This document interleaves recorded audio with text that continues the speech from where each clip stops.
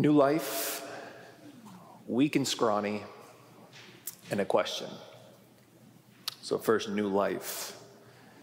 I'm sure the news is already getting around. Maybe it was even on the opening announcements today, I don't know. But this morning, after I pray early in the morning when it's still dark, I walk around the long way, or at least especially the last couple of weeks or the last couple of days to make sure, see if I hear anything. And as I'm walking, I hear a chirp. And I'm like, is Mrs. Burke in the class at her desk chirping? But I peeked in the room and Mrs. Burke wasn't in there. And of course, we know one of the chicks hatched. So that's a great image, boys and girls, of me peeking in there and looking at the chick this morning and seeing new life. Easter is a time of new life. And we get our life because of Jesus' death and resurrection from the cross. And all this whole Easter season, we're going through the Acts of the Apostles, where we just heard our first reading. And all the Acts of the Apostles, we have the apostles, James and John and Peter, the last couple of days especially, they're going around telling people, like, here you can have new life. You can experience new life. You can be dead to sin and then rise up because Jesus rose up. And they're going around, they're telling these people, some people don't like hearing it at all. Some people are receiving it. And so it's just a reminder, right, that new life, boys and girls, that we're supposed to be doing that too. We're supposed to receive it first, that new life, more and more in this Easter season, and also the importance to share it. Which brings me to weak and scrawny. As I'm sitting there and looking in the, what you call it, an incubator, right? I'm sitting there staring at it, and I'm looking at the little guy, and I'm like, he's wet, and he's weak, and he's scrawny. And I was just sitting there looking at the guy, and I started feeling bad for him. Because it's like pretty soon he's going to need some food. He's not going to survive very long alone without getting food, without getting nourishment. And in our gospel today, we see Jesus kind of similar. I was looking into this, seeing that chick and seeing him kind of weak and scrawny. Jesus looks out and sees tons of people.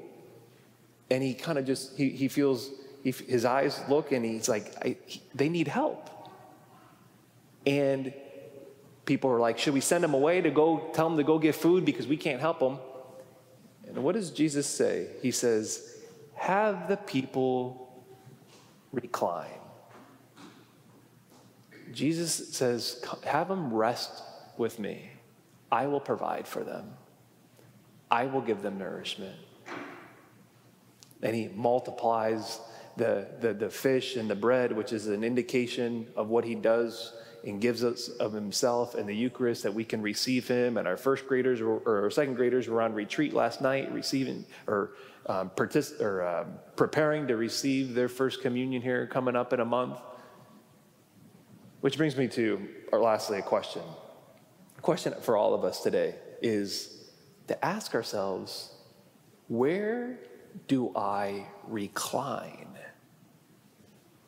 Where do I recline? Where do I turn to?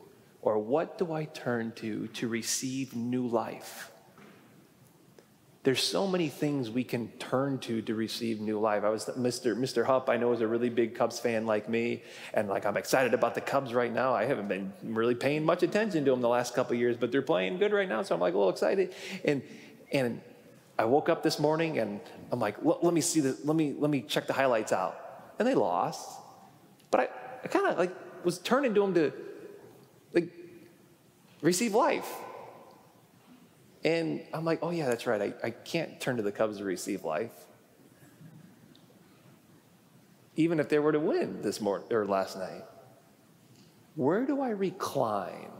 Ask yourself, boys and girls, do I recline and try to receive new life? Like when I'm tired, when maybe I'm struggling, when things are not going well in school or at home, when I need to receive new life, where do I recline? It could be things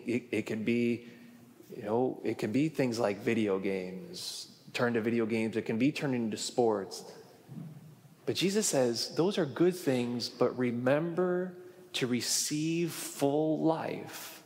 Recline and rest with me, and I will give you nourishment. I will give you new life. And we want to remember that, boys and girls, maybe even when we look in there. Well, I'm sure everyone at some point today or at some point today will be able to stop in and see the chick, or maybe it's next week. Sorry, teachers, if it's not today.